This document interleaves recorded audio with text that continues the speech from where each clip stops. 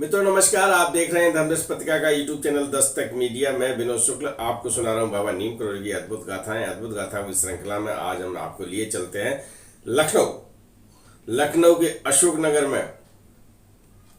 नगर में वहां रहते हैं राजीव अग्निहोत्री। राजीव अग्निहोत्री के साथ 1984 में एक घटना हुई। वर्ष का विशेष ख्याल रखिएगा, वर्ष 1984। राजीव अग्निहोत्री अपने कमरे में हैं।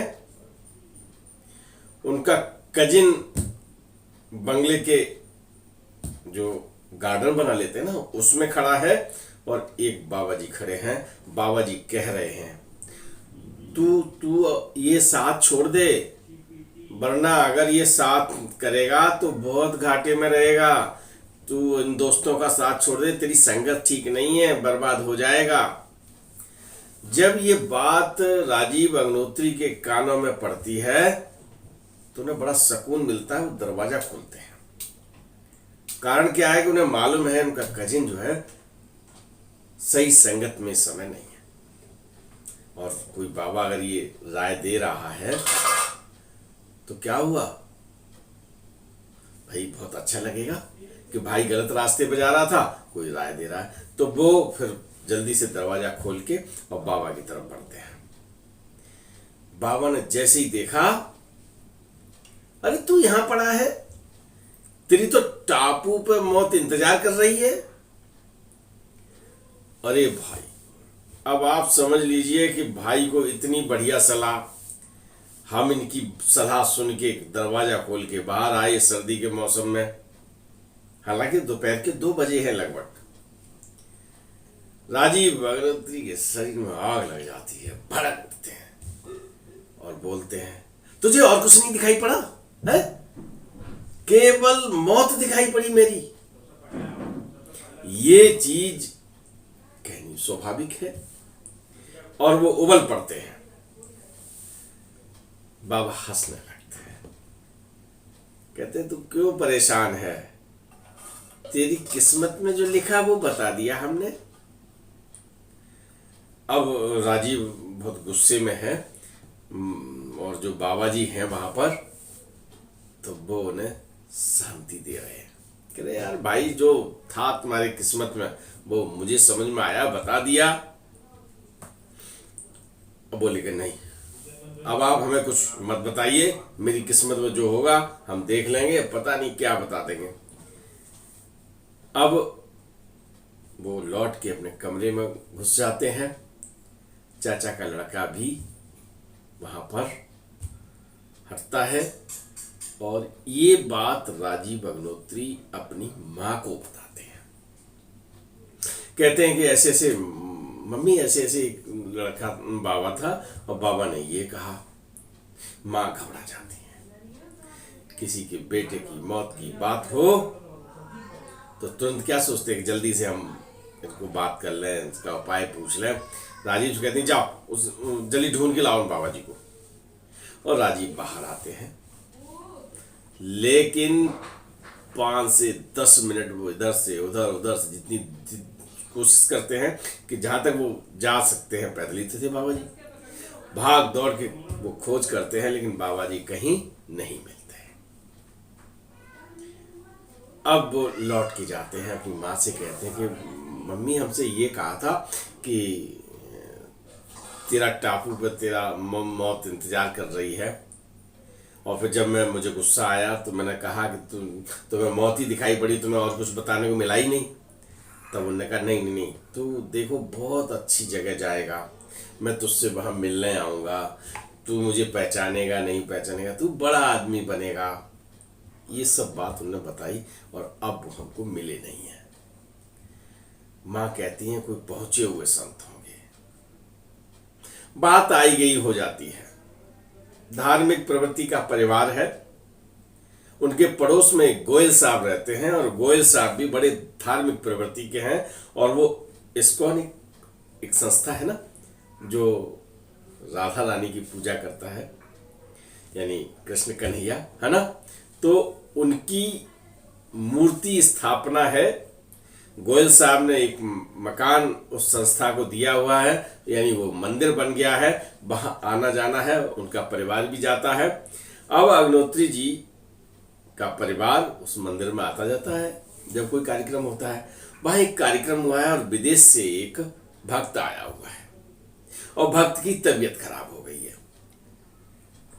अब गोयल साहब ने कहा कि अब इस आदमी को कहाँ रखूं, क्या करूं। उन्होंने अग्नोत्री जी की, राजीव अग्नोत्री की माँ से कहा कि बहन जी अगर इनको आप अपने घर रख लें कुछ दिन के लिए, इनकी तबीयत खराब है। अरे वो एकदम दयाल प्रवृत्ति की। उन्होंने कहा ठीक है, हमारे यहाँ बने रहेंगे।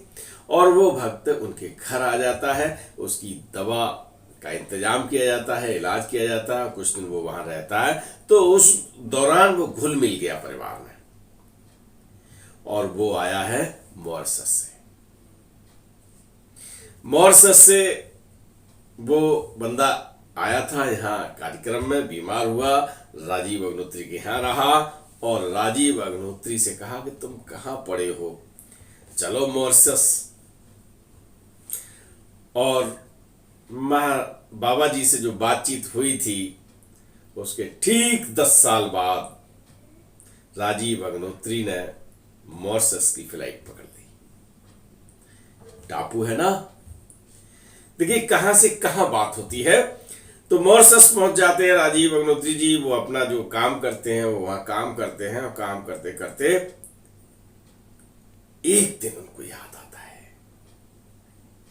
कि अरे हम तो टापू पे आ गए, टापू पर रह रहे हैं। और उन बाबा जी ने जो कहा था, यही कहा था कि टापू पे तेरा इंतजार कर रही है मौत।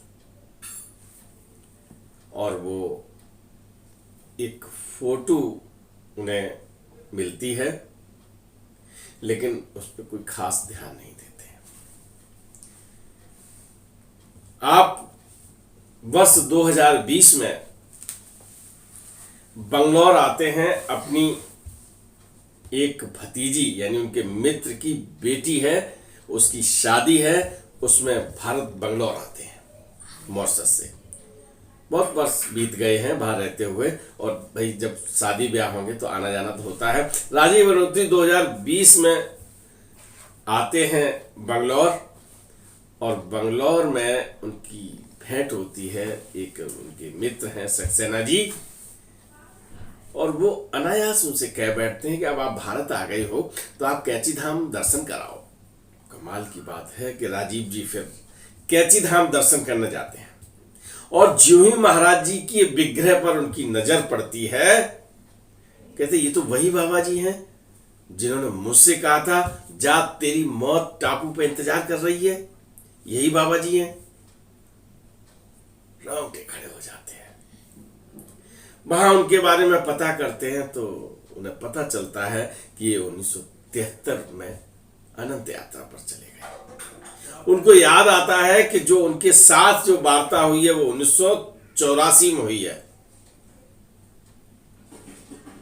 महाराज जी उन लोगों को आज भी वैसे ही दर्शन देते हैं जो उन्हें पहचानते नहीं है, मूल स्वरूप में दर्शन दे देते हैं। राजीव अग्नोत्री की आंखों से अश्रुधारा बहने लगती है, बहुत परेशान होते हैं।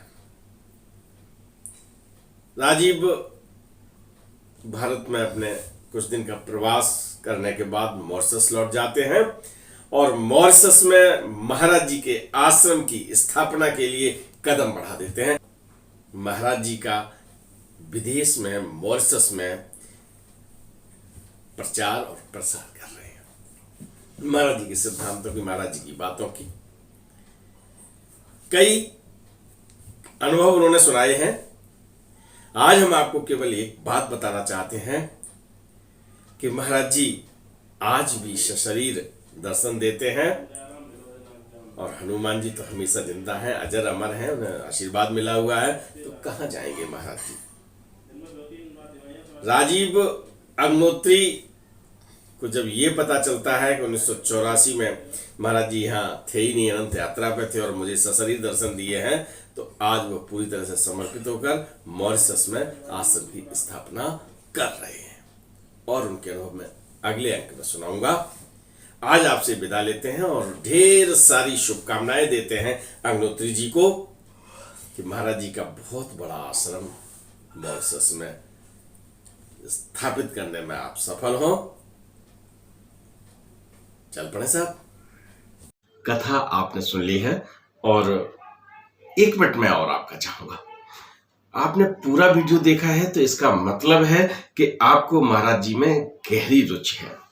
तो मैं आपको बता दूं कि मैंने 700 के लगभग कथाएं सुनाई हैं और जितना जितना महाराज जी के बारे में खोजो जानकारी का सागर उतना ही गहरा होता जा रहा है। तो मैं ये सब और बहुत कुछ महाराज जी के बारे में लिखित में अब जानकारी भी दे रहा हूं, क्योंकि धर्मदृष्टि पत्रिका विभिन्न विषयों पर निकल रही थी। मैंने उसको महाराज जी को समर्पित कर दिया है। 4 अंक निकाल चुका हूं। प्रकाशित 4 अंक सदस्यों के लिए हैं और हम विश्व के 23 देशों में और देश के प्रत्येक राज्य में प्रिंट रूप में या डिजिटल रूप में पत्रिका आप सबके घर में पहुंच रही है। पत्रिका में विशेष जानकारी महाराज जी की है, पूरी की पूरी उसी को समर्पित है। पूरी पत्रिका में केवल महाराज जी का पूरा कलेवर है। आप पढ़ना चाहेंगे या परिवार के सदस्यों को भी पढ़ाना चाहेंगे, देख लीजिएगा। अगर आपका निर्णय पढ़ने का है और परिवार के सदस्यों को बाबा की जानकारी से परिपूर्ण करने का है तो आप 94 11 85 18 32 पर व्हाट्सएप पे पत्रिका लिख दीजिए या सदस्य बनना चाहता हूं या मिस्ड कॉल दे दीजिएगा इसी नंबर पर। आपको पूरी जानकारी